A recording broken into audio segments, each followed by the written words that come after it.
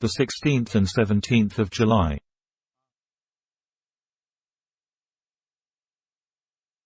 I had arrived at Stylze on the 5th of July.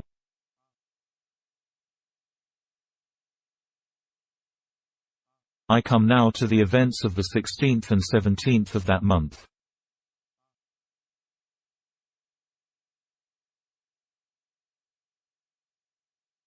For the convenience of the reader, I will recapitulate the incidents of those days in as exact a manner as possible.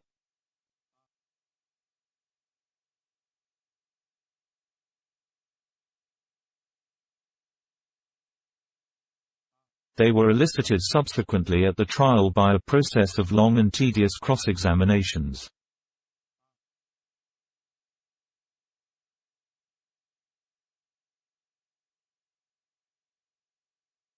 I received a letter from Evelyn Howard a couple of days after her departure, telling me she was working as a nurse at the big hospital in Middlingham, a manufacturing town some 15 miles away, and begging me to let her know if Mrs. Inglethorpe should show any wish to be reconciled.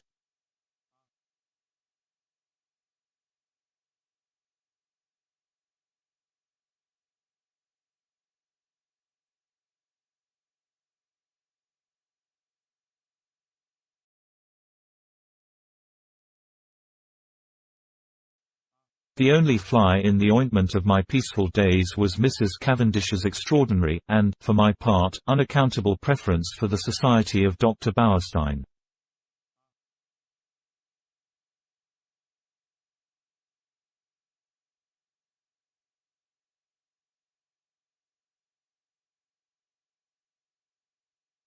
What she saw in the man I cannot imagine, but she was always asking him up to the house, and often went off for long expeditions with him.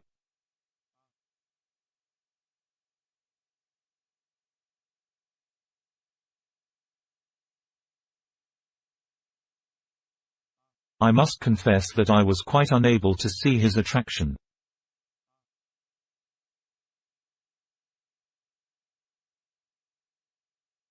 The 16th of July fell on a Monday.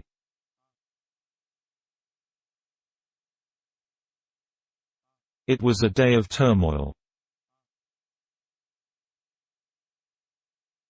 The famous bazaar had taken place on Saturday, and an entertainment, in connection with the same charity, at which Mrs. Inglethorpe was to recite a war poem, was to be held that night.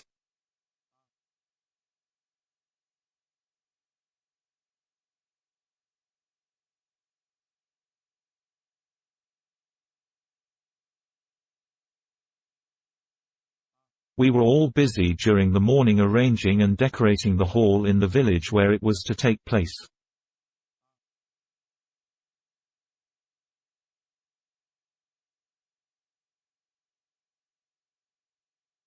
We had a late luncheon and spent the afternoon resting in the garden.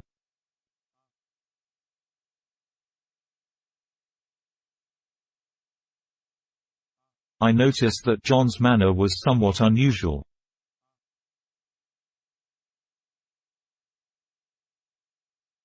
He seemed very excited and restless.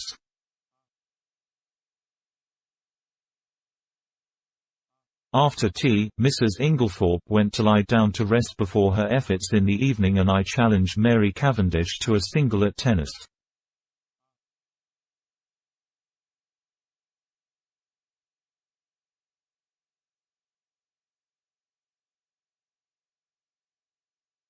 About 6:45, Mrs. Inglethorpe called us that we should be late as supper was early that night.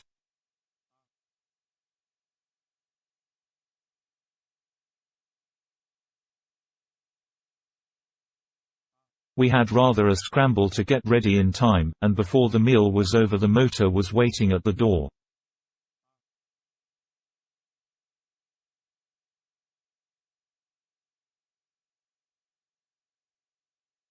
The entertainment was a great success, Mrs. Inglethorpe's recitation receiving tremendous applause.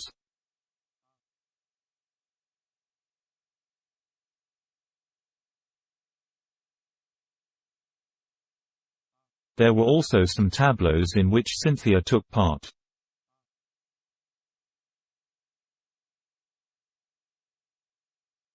She did not return with us, having been asked to a supper party, and to remain the night with some friends who had been acting with her in the tableaux.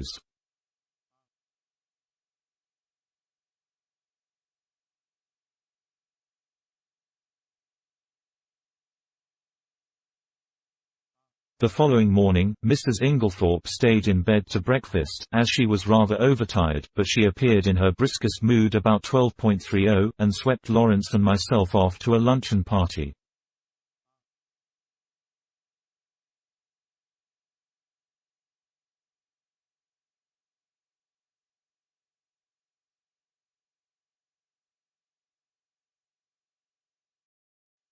Such a charming invitation from Mrs. Ralston.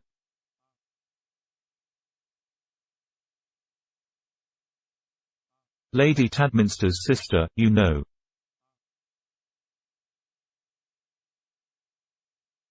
The Rollistons came over with the Conqueror, one of our oldest families.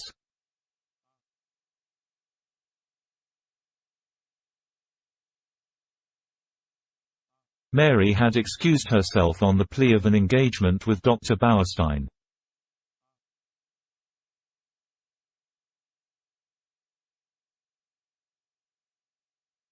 We had a pleasant luncheon, and as we drove away Lawrence suggested that we should return by Tadminster, which was barely a mile out of our way, and pay a visit to Cynthia in her dispensary.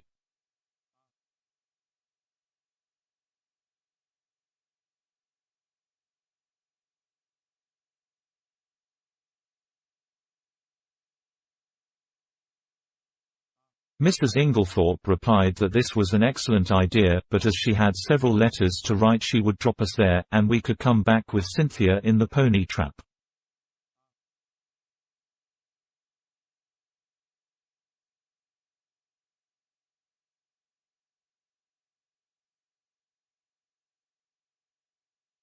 We were detained under suspicion by the hospital porter, until Cynthia appeared to vouch for us, looking very cool and sweet in her long white overall.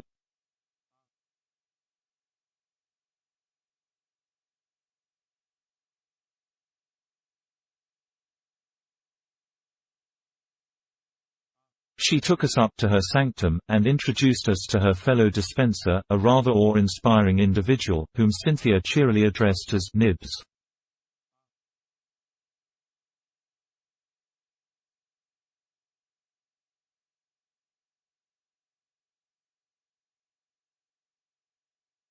"What a lot of bottles," I exclaimed, as my eye travelled round the small room.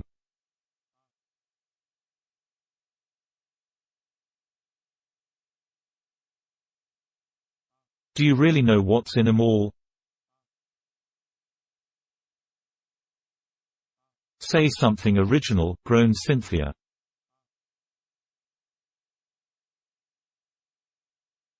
"Every single person who comes up here says that."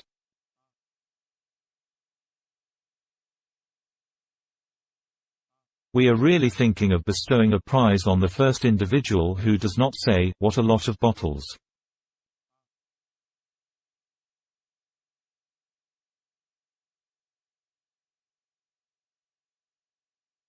"And I know the next thing you're going to say is, 'How many people have you poisoned?'"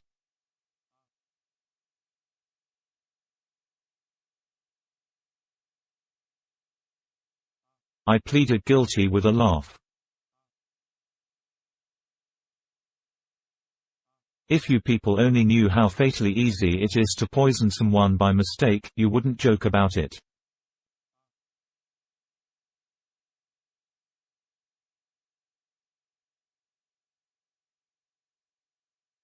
"Come on, let's have tea." "We've got all sorts of secret stories in that cupboard."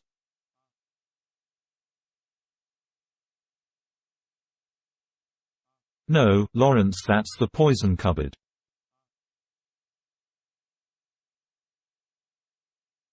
"The big cupboard, that's right."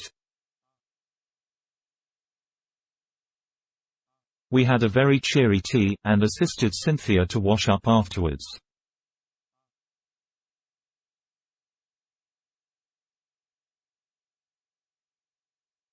We had just put away the last teaspoon when a knock came at the door.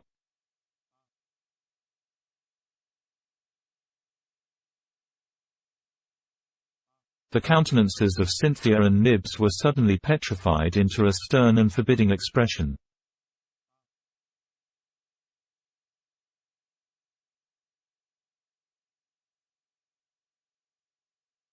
"Come in," said Cynthia, in a sharp professional tone.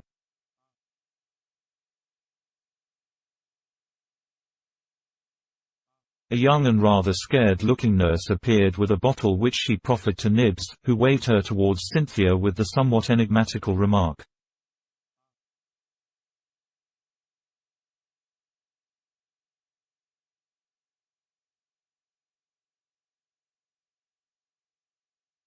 "I'm not really here today."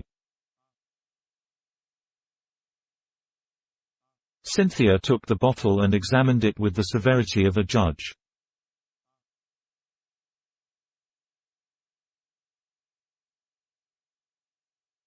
"This should have been sent up this morning."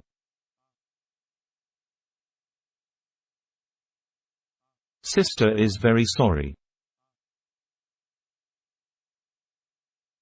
She forgot."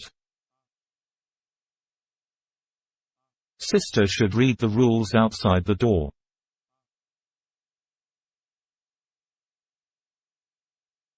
I gathered from the little nurse's expression that there was not the least likelihood of her having the hardihood to retail this message to the dreaded sister.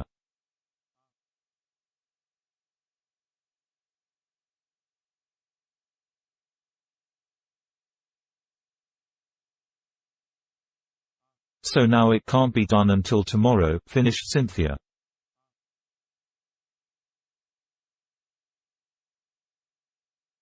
"Don't you think you could possibly let us have it tonight?"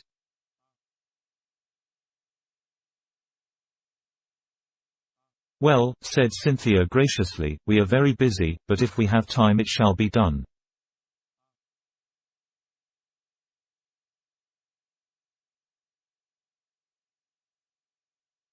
The little nurse withdrew, and Cynthia promptly took a jar from the shelf, refilled the bottle, and placed it on the table outside the door.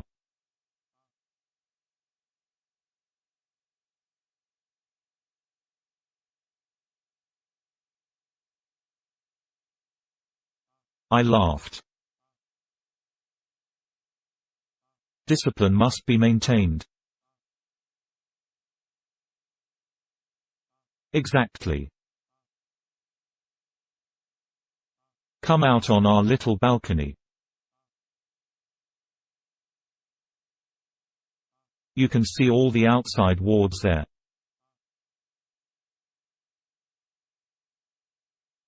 I followed Cynthia and her friend and they pointed out the different wards to me.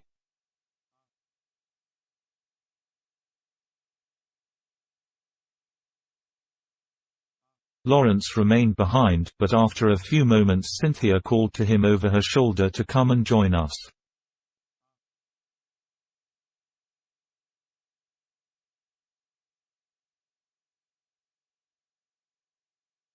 Then she looked at her watch. "Nothing more to do, Nibs?" "No." "All right. Then we can lock up and go." I had seen Lawrence in quite a different light that afternoon.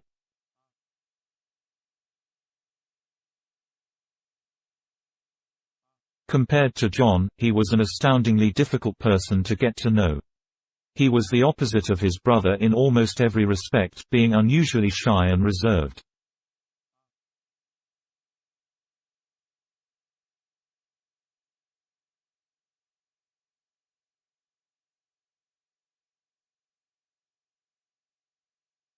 Yet he had a certain charm of manner, and I fancied that, if one really knew him well, one could have a deep affection for him.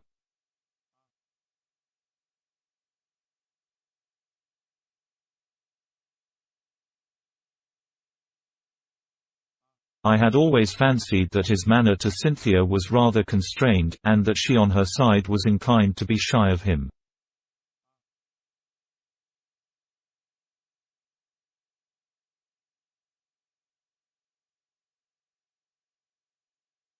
But they were both gay enough this afternoon, and chatted together like a couple of children.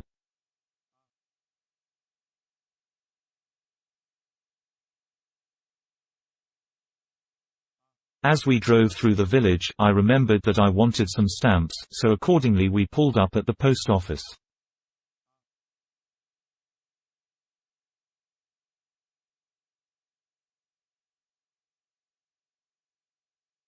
As I came out again, I cannoned into a little man who was just entering.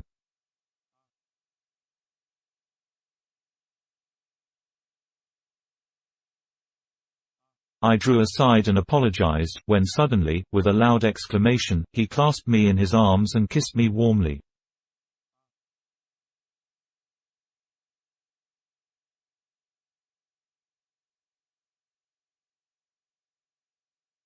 "Morn Amy Hastings," he cried.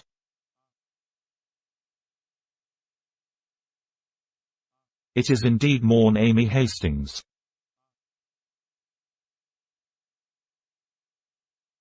"Poirot," I exclaimed. I turned to the pony trap. "This is a very pleasant meeting for me, Miss Cynthia."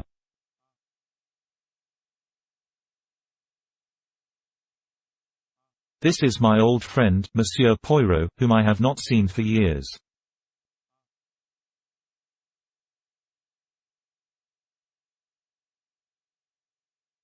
"Oh, we know Monsieur Poirot," said Cynthia gaily.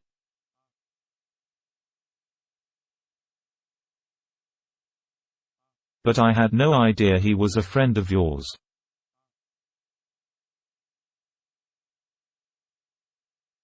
"Yes, indeed," said Poirot seriously. "I know Mademoiselle Cynthia."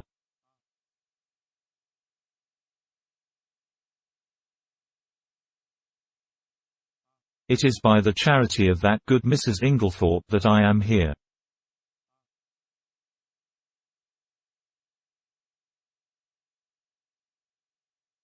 Then, as I looked at him inquiringly, "Yes, my friend, she had kindly extended hospitality to 7 of my countrypeople who, alas, are refugees from their native land."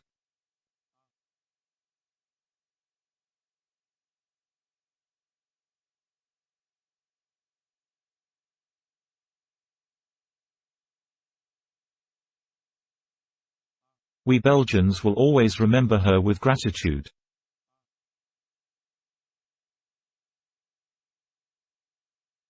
Poirot was an extraordinary-looking little man.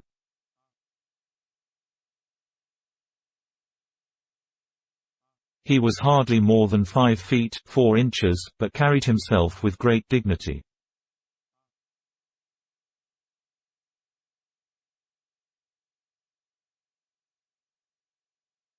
His head was exactly the shape of an egg, and he always perched it a little on one side.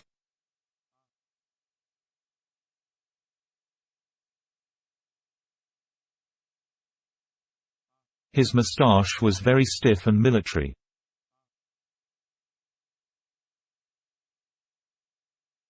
The neatness of his attire was almost incredible.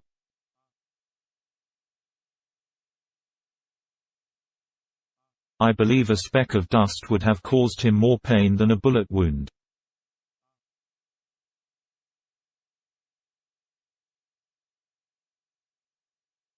Yet this quaint dandified little man who, I was sorry to see, now limped badly, had been in his time one of the most celebrated members of the Belgian police.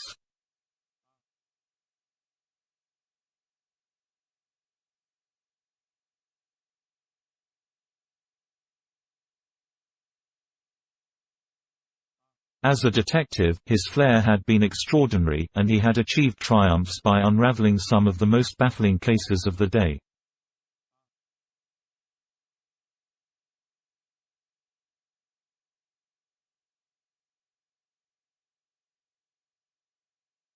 He pointed out to me the little house inhabited by him and his fellow Belgians, and I promised to go and see him at an early date.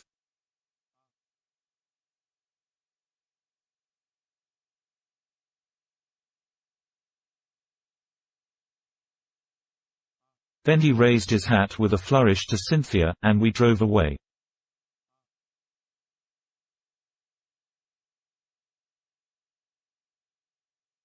"He's a dear little man," said Cynthia.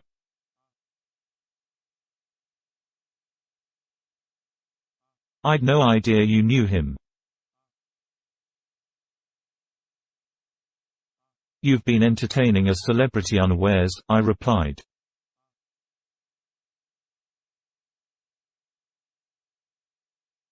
And, for the rest of the way home, I recited to them the various exploits and triumphs of Hercule Poirot.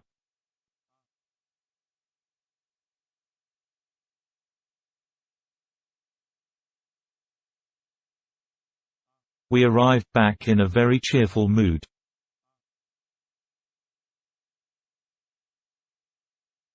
As we entered the hall, Mrs. Inglethorpe came out of her boudoir.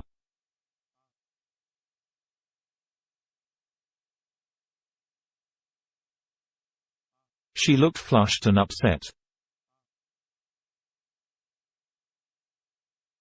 "Oh, it's you," she said. "Is there anything the matter, Aunt Emily?" asked Cynthia.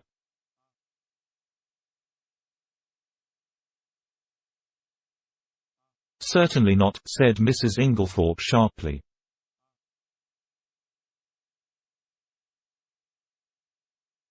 "What should there be?" Then, catching sight of Dorcas, the parlourmaid, going into the dining room, she called to her to bring some stamps into the boudoir.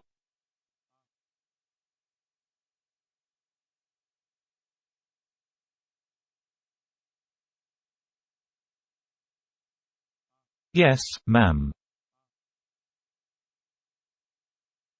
The old servant hesitated, then added diffidently, "Don't you think, ma'am, you'd better get to bed?"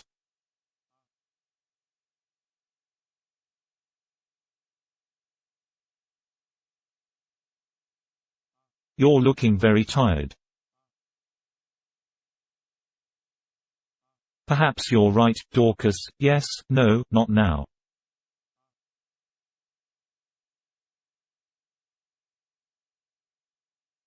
"I've some letters I must finish by post time."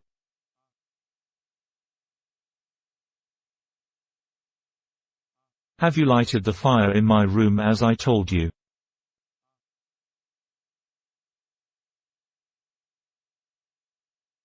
"Yes, ma'am." "Then I'll go to bed directly after supper."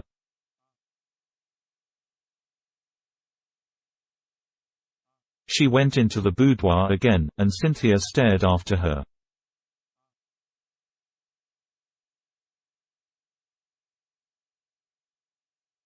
"Goodness gracious. I wonder what's up," she said to Lawrence.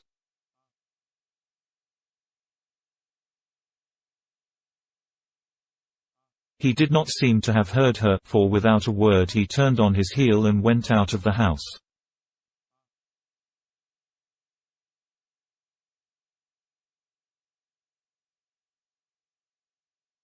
I suggested a quick game of tennis before supper and, Cynthia agreeing, I ran upstairs to fetch my racket.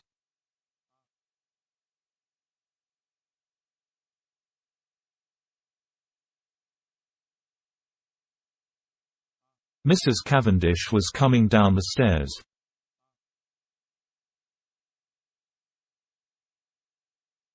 It may have been my fancy, but she, too, was looking odd and disturbed.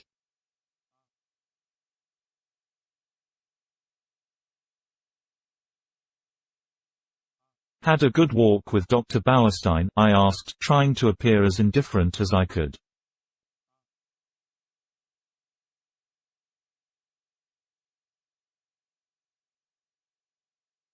"I didn't go," she replied abruptly.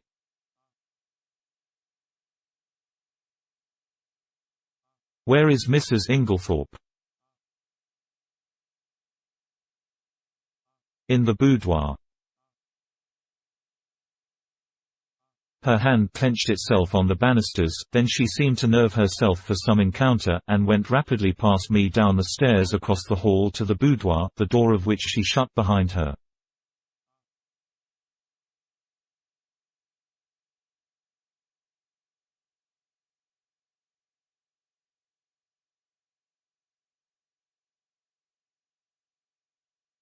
As I ran out to the tennis court a few moments later, I had to pass the open boudoir window, and was unable to help overhearing the following scrap of dialogue.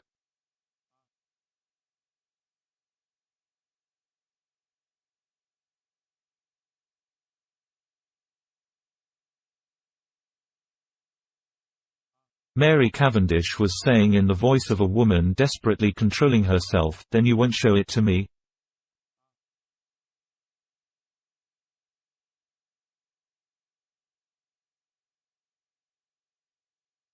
To which Mrs. Inglethorpe replied, "My dear Mary, it has nothing to do with that matter."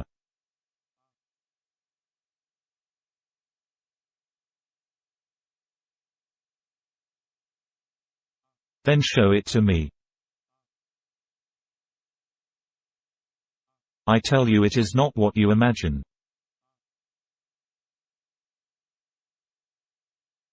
"It does not concern you in the least." To which Mary Cavendish replied, with a rising bitterness,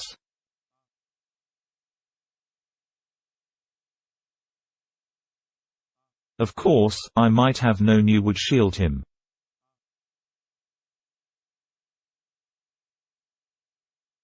Cynthia was waiting for me, and greeted me eagerly with,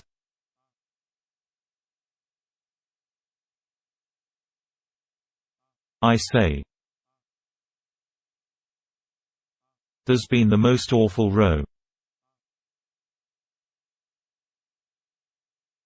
I've got it all out of Dorcas." "What kind of a row?" "Between Aunt Emily and him." "I do hope she's found him out at last."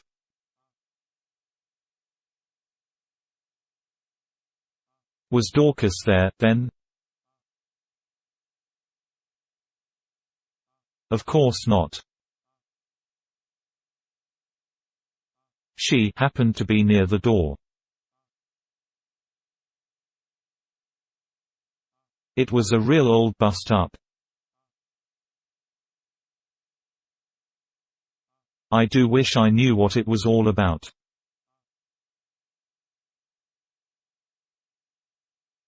I thought of Mrs. Rakes's gypsy face, and Evelyn Howard's warnings, but wisely decided to hold my peace, whilst Cynthia exhausted every possible hypothesis, and cheerfully hoped, Aunt Emily will send him away, and will never speak to him again.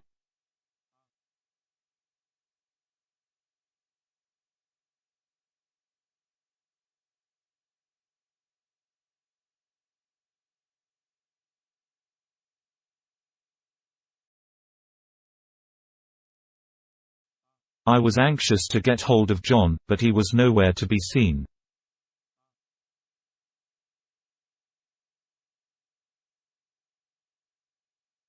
Evidently something very momentous had occurred that afternoon.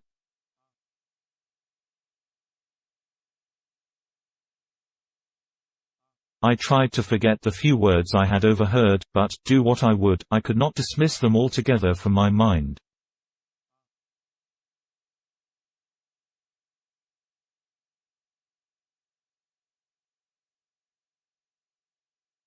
What was Mary Cavendish's concern in the matter?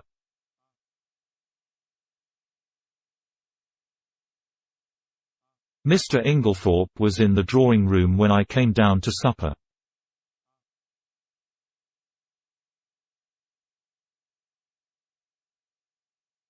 His face was impassive as ever, and the strange unreality of the man struck me afresh.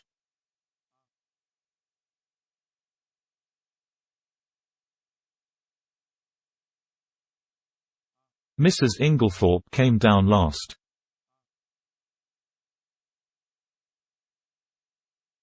She still looked agitated, and during the meal there was a somewhat constrained silence.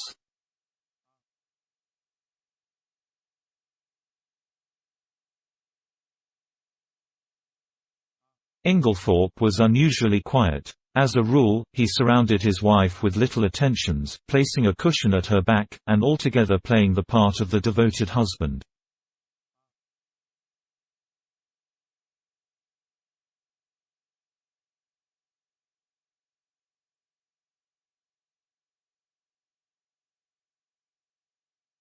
Immediately after supper, Mrs. Inglethorpe retired to her boudoir again.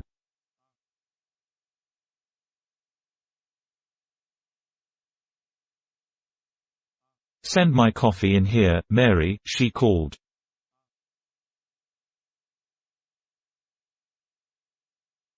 "I've just 5 minutes to catch the post."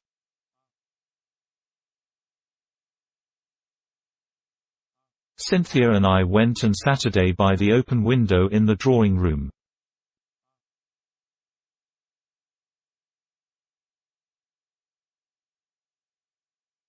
Mary Cavendish brought our coffee to us.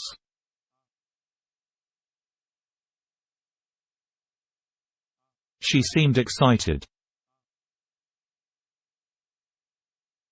"Do you young people want lights, or do you enjoy the twilight?" she asked.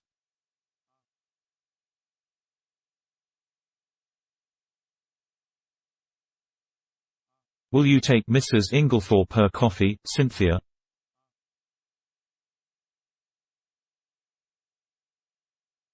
"I will pour it out."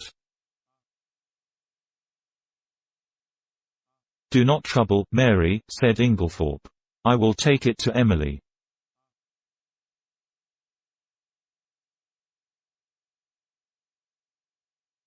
He poured it out, and went out of the room carrying it carefully.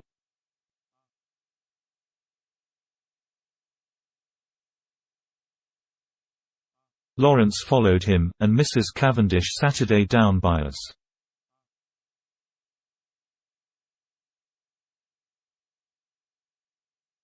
We three Saturday for some time in silence.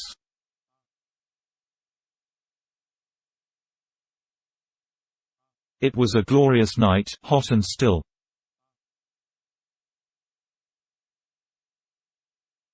Mrs. Cavendish fanned herself gently with a palm leaf.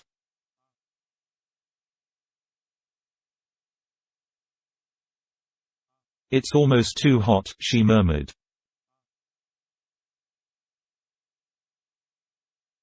"We shall have a thunderstorm." Alas, that these harmonious moments can never endure.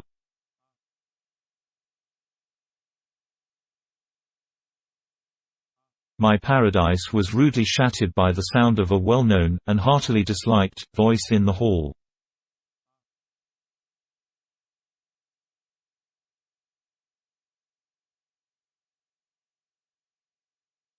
"Dr. Bauerstein," exclaimed Cynthia.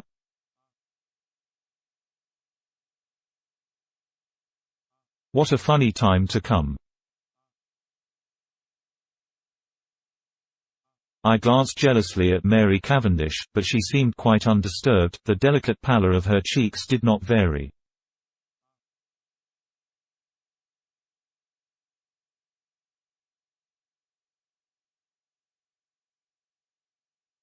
In a few moments, Alfred Inglethorpe had ushered the doctor in, the latter laughing, and protesting that he was in no fit state for a drawing room.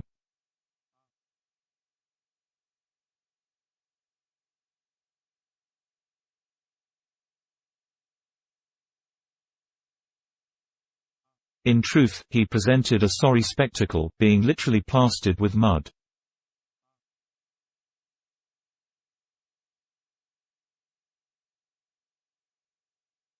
"What have you been doing, doctor?" cried Mrs. Cavendish.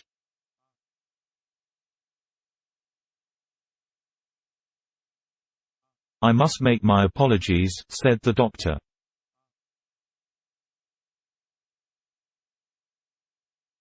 "I did not really mean to come in, but Mr. Inglethorpe insisted."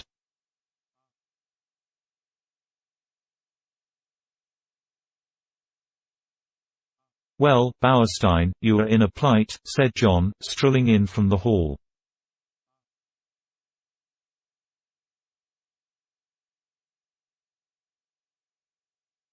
"Have some coffee, and tell us what you have been up to."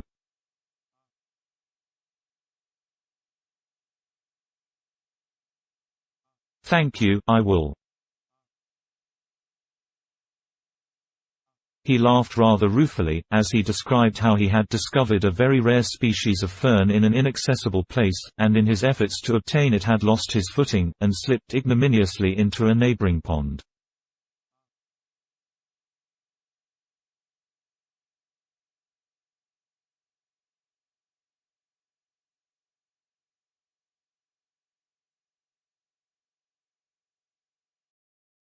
"The sun soon dried me off," he added, "but I'm afraid my appearance is very disreputable."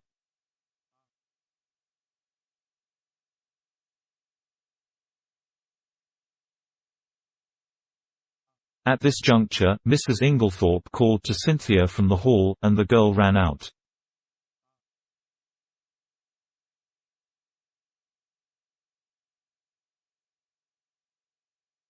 "Just carry up my dispatch case, will you, dear?"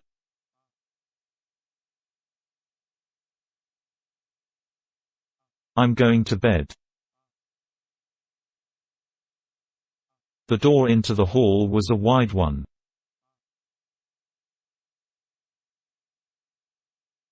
I had risen when Cynthia did. John was close by me.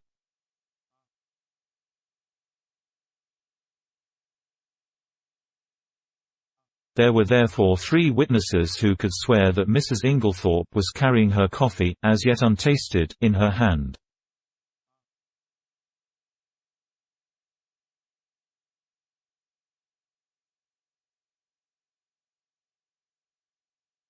My evening was utterly and entirely spoilt by the presence of Dr. Bauerstein.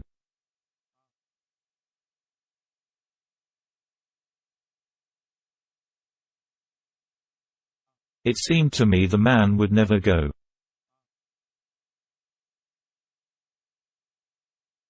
He rose at last, however, and I breathed a sigh of relief.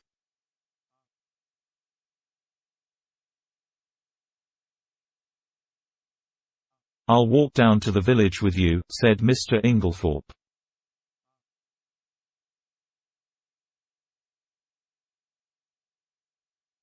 "I must see our agent over those estate accounts."